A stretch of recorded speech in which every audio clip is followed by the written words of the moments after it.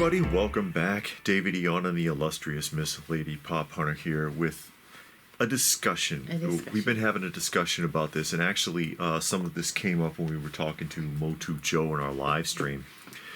And I had alluded to it at the time that we had planned on having a discussion about this anyway, and that's just the market oversaturation and how it looks like the bubble's getting ready to burst with the action figures. Major companies or major IPs that are just getting hammered. It seems like it's no end to it, and it's frustrating for consumers, for collectors, because primarily collectors are the ones buying these action figures out of nostalgia, and these companies are aware of that, and so we are the target. And it's really funny to think about, because their target demographic has been the same people for nearly 50 years. If you stop and think about it, they were targeting us as children, and they're still targeting us as adults, because most kids nowadays are not as interested in toys and action figures as we were because of the onset of the digital age. So they were targeting me for a raw G.I. Joe in the 80s, and they still are. They're still targeting me because they're not targeting Little Jimmy. Little Jimmy's not going to spend $27, $30 on an action figure. You know what I mean? They got the cheap ones for that. They have inexpensive action figures. You see them in the Walmart, you know, the big goofy looking ones, and it's Batman and whatever. They're inexpensive. That's the one you buy the little kid to go run around and wreck. Not the stuff we're buying, this fragile stuff with peeling paint and broken joints that we're paying a fortune for, or have on pre-orders for 2 and 3 years. That's the thing. And what triggered this conversation particularly, because we brought it up before, we talked about it in live streams and such, what really triggered it was the big drop from Mattel of Masters of the Universe properties, of which they're juggling several different properties at once, just them. And there's other companies making stuff, like Mondo comes to mind off the top of my head, because they're the only ones doing it in 6 scale. But Mattel alone, I mean, their Origins and Revelations and the animated series, the kids show, and Sunman, and all this stuff that they're juggling all at once. And did they do Mega Construct too? Yeah, Mega Constructs, that's right. And then their wrestling crossover figures that they do, their Motu-ish, like wrestling figures and stuff. They're juggling constantly, and they had this massive wave that they dumped. And it's like, whoa, you know, how much do you think you can spend? And if I could borrow from Motu Joe here really quickly from the live stream, he had brought this up. Something I think he's going to have in a discussion is just talking about how much does that all cost. And he had calculated everything from 2022. If you bought every toy and action figure, not counting foreign variants and not other stuff like statues, but every toy and action figure, Masters related, in 2022, retail, it would have cost you, I think he said, around $5,200. I think it was 58. Was it 58? I don't remember, but I'm sure he can, find him on YouTube, and when he puts that up, I'm sure to be. That's a lot of money. Yeah. He can tell you better than I can, because that was just something that was passing in discussion. Yeah, and it was shocking just to hear that number, but then it's not far-fetched when you look at the amount of stuff, just the sheer amount of stuff that comes out. Yeah. And I know when I saw, because I don't really buy Origin, it's just certain figures I'll cherry pick. Yeah. But I don't really go after them, and then I'll only buy it if I see it in the store. But I'm thinking about it when I saw it, and it was like, man, if you're a completist, it's very overwhelming. Yes. With the amount, just the sheer amount. And then, is it coming out all at once? Or are they showing you the projection for the next 4 years? Hardly. Probably not. No, it's probably a 1-year projection. Yeah, so that's guess. probably because I think it was like 32, 36 figures, I think. It was a lot. We showed it in our last weekly roundup. Yeah, and I'm wondering if they're going to release all of that by December 2023.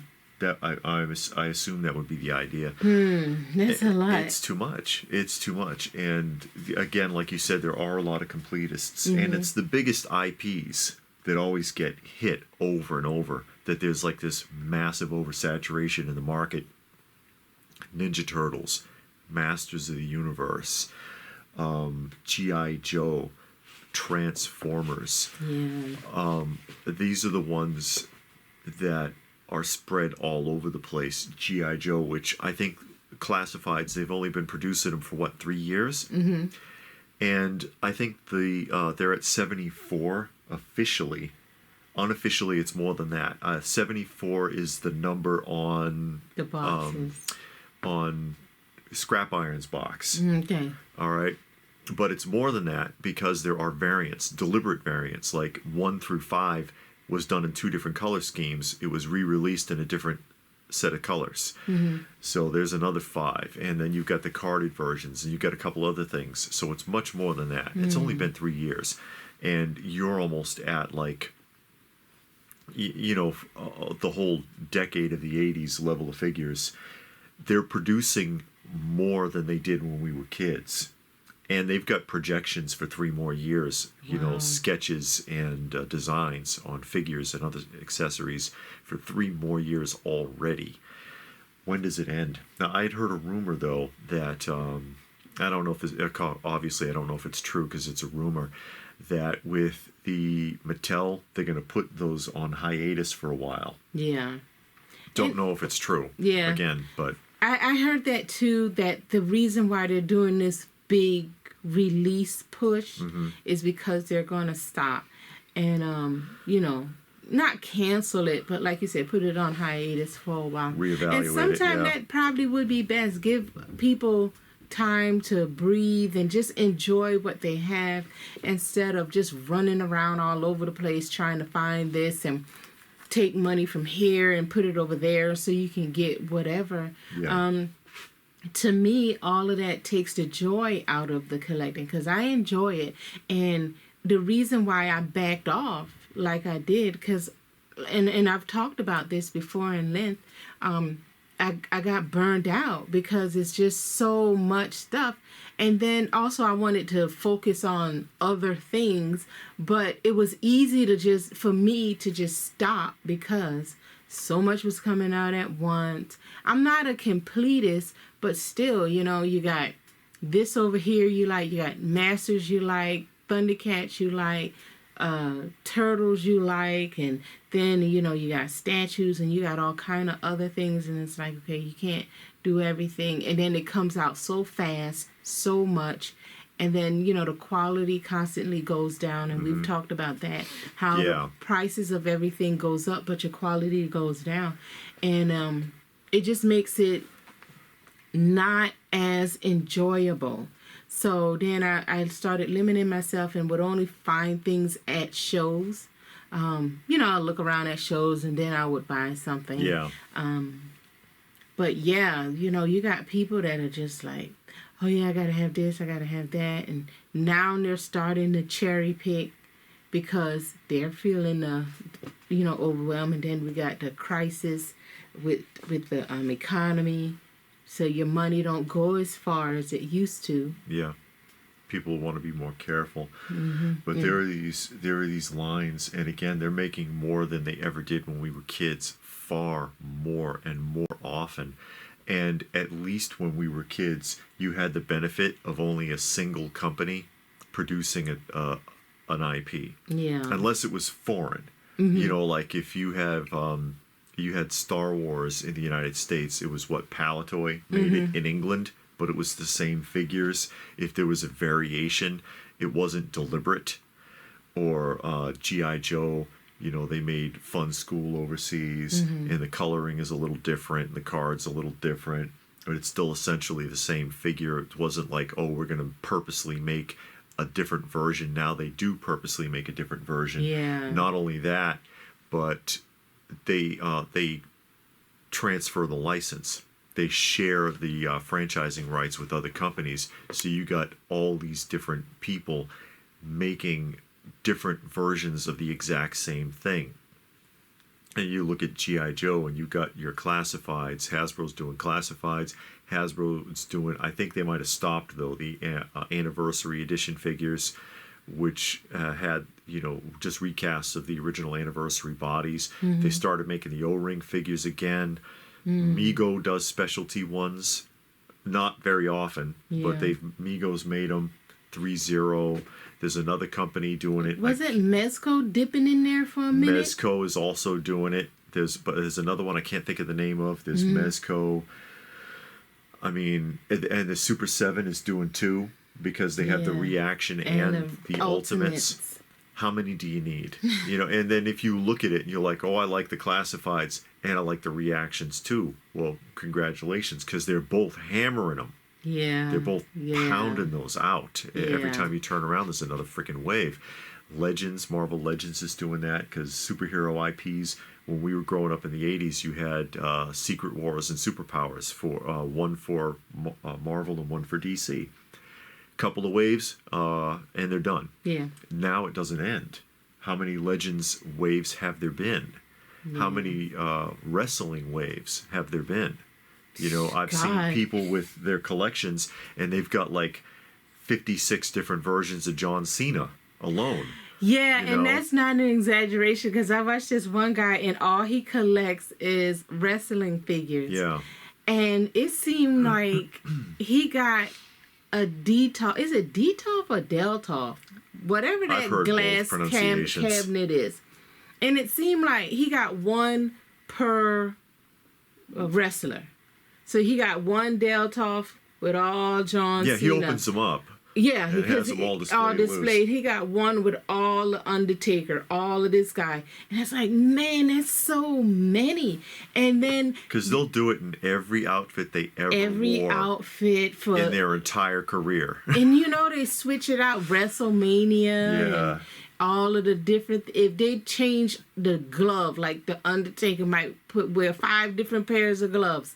And they're going to make a figure with each glove, each hat, the little tie he wore, the jacket, long hair with hat, long hair, no hat. It's like, man.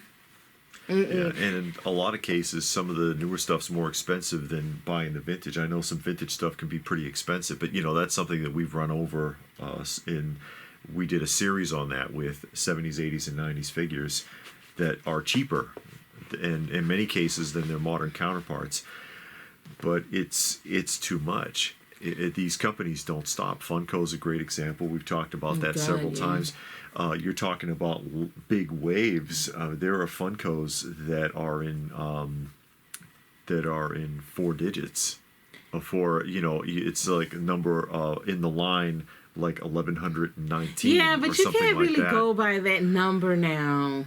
Well, because it's by a I don't know how to number by a genre rather than by a specific IP. It's by like an animation. It could be 1259 different animation ones or whatever.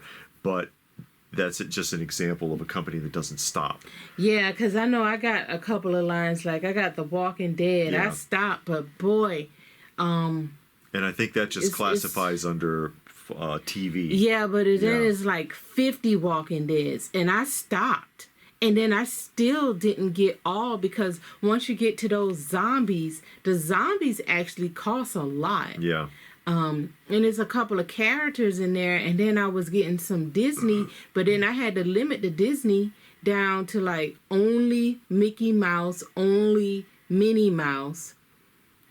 Because if you try to get all Disney, you probably fill this whole room. So yeah, they do too much. All of the companies, not just Funko, but they do too much. And it's like, the reason why I really got tired of it too, it started out with the Masters of the Universe. I was collecting that, and then it was like Super 7 had it, and then Mattel brought it back up. So now you got 2 companies doing the same thing. Or And another thing that got me, I had the 80s and the Maddie Club, but then Super 7 came in and they were doing all the same things again. So it's like, how many of one character do you need? Yeah. And then even with the Origins, how many times, if you look at all of the Origins that's been out already, how many He-Mans are out? How many He-Mans and how many Skeletors have they made? And I know you got Thunder Punch, Dragon Blaster, Battle Armor, regular. I understand that, but sometimes they redo that regular one like 3-4 times. Yeah. And it's like, man, so yeah, oversaturation. How many versions do you need? The same thing happened with the Ninja Turtles. It's like, okay, yeah, the Ninja Turtles. NECA's making them. Super 7's making them. NECA's got their ones you can only get at Target. They get their ones you can only get at Walmart. Yeah, they really turned me off because I couldn't find it. So then I just get all mine now. Loyal Super Subjects 7. is making them now. I'm glad nobody's picked up Thundercats. Super 7 has Thundercats. Nobody else does. That I'm IP glad. I understand is pretty tough. Yeah. That they hold on to it pretty. Who's it? Warner Brothers. I'm not sure. But that they don't like messing with it too much for some reason. Yeah. But you get Loyal Subjects making the Thundercat. I mean, not Thundercats, the but the Ninja Turtles. You've got Playmates is making them again. Yeah. And but back in the day, you only had to worry about Playmates. Yeah. They were the only ones doing it. Or if a foreign company that they crossed the license with so that they could be produced overseas, which you hardly see done anymore. Yeah. And then people in other countries are like, I can't get these figures. I don't understand why that changed.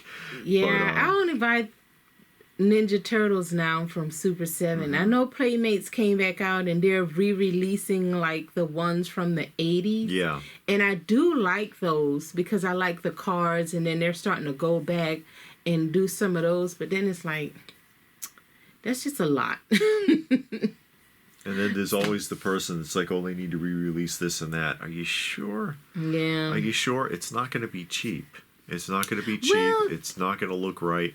I don't know about the looking right. Now, the one thing, and I admit this, what I like about some of the remakes, not all, I like that they upgrade like the sculpting. Like with the Thundercats is a good example. The LJN Thundercats, the sculpting, the facial features was not well done. Mm-hmm. But then when Mattel did it again in the 2000s, Super 7 did it, they changed the mold. They did a better sculpting, I think. And, so sometimes you get better sculpting. Now, I'm not saying, I said better sculpting, not that you're going to get a better figure, because the ones from the 80s seem like they hold up better. You can hold it in your hand, you can move the arm, and the arm doesn't fall out. The ones that come out now in 2023, they break up. You touch it and it falls apart. Yeah. So they're not doing good quality-wise. Yeah. But it looks better. It looks better. It's more pleasing to the eye, in my opinion. It's more pleasing to the eye. I don't take mine out, so I'm good to go. I can just see it, and I can see it's a better sculpt. That's the only reason why I like it. And like you got some lines, like you have Brave Star. Brave Star is super expensive. The older ones, the original ones, are tough to find and they're expensive. So if they remade that, then you'll get a chance to get in on Brave Star. And by the way, don't actually look like the characters from the show. If you're really paying attention, they don't look like the characters from the show. They resemble them. you would think they were knockoffs at a glance. Yeah. But I mean, so in some regards, I like the idea of remakes, because again, when it's a expensive line, like some masters are expensive. Brave Star, like we said, most of the G.I. Joes are. So you make the new ones, and then now I can get in where I couldn't get in before. like with the Brave Star, because you're going to pay a couple of $100 for one. And then some of them it's almost impossible to find. Yeah, there's some really tough variants in the Brave Star. Yeah, so in that, okay, cool. But just making, like, again, with the G.I. Joes, making, like, 5 different waves, not even waves, because you got the classified in the box, the one on the card, you know, and not all of that's coming out at the same time. Now, that's too much. That's when I think you're going overboard. Yeah. Yeah. Or if a line never ends, like the NECA Predator, which is probably up to like 200 now. No, they're past 200 because I remember... I thought that was the 100th figure anniversary. Oh, you might be right. Yeah. Because I remember when but they had... But they never stopped. Yeah, so it's probably like around 200 figures now, if I'm to hazard a guess. And I mean, is there even 200... Predators ever shown? I mean, of course, there are more than that in the comics and. I like Predator though. Yeah, but they look cool. They don't need that many. No, it's too much. And then if all you collect is NECA Predators, and now the price is up to what, $50? Because when I started buying NECA, it was $24. Now for the same scale, same box, is like $45-$50. Yeah, and it's gotta burst at some point, and when it does, it's gonna hurt a lot of people because people get frustrated also, and they sell out, which is a sad thing, and we've heard that a lot, primarily with NECA and with Funko. I've heard that a lot, where people are like, they get so frustrated with the fact that they can't complete it because they have that inkling to be completists, that they are like, you know what, I'm just out, and they'll turn around and sell it all, which is something they could end up regretting. But we've heard that a lot with Funko collectors. I'm just selling my whole collection, I'm done. And we've heard that with NECA collectors, and there's been several people with NECA that were like, I got so sick and tired of it, I sold every one of them I had. And there was another one, I can't think, there was another one that well, I've heard people just sell the whole collection because they get tired. Or they feel like, well, I'm too old for this now. And then they'll come back 5-10 years later and try to buy everything again. Yeah. And the price is double, triple, sometimes even more. And which I don't see happening with a lot of this modern stuff. I don't see it holding a lot of the value because there's too much. Yeah. There's too much for people in the future to choose from. And if you are, 100 years from now, if anybody's interested in Transformers, they're going to want the original G1 and G2 Hasbros, and they're going to want the original Takara stuff, which is going to be the hardest to find. So, I don't know. Yeah, it's unfortunate. Yeah. It's unfortunate the way that that's working out, and we're seeing a point where that bubble's getting really big right now. The bubble's getting really big, and people are, stuff's starting to shelf warm a lot more. It was a point where you couldn't find things at all, and now it's hanging on the pegs. A lot of Mattel stuff hanging on the pegs. A lot of Funko stuff collecting dust. Those NECA Ninja Turtles are all at Target. Yeah, and I couldn't find it when I was looking for it. There was a time you could never find that stuff. Yeah, that's what got me out of it. Yeah. And now it's always there. And store exclusives is another reason why I got out of collecting, because like we were saying with the Ninja Turtles, that was exclusive to Target, and I would go to Target several times a week and could never find it.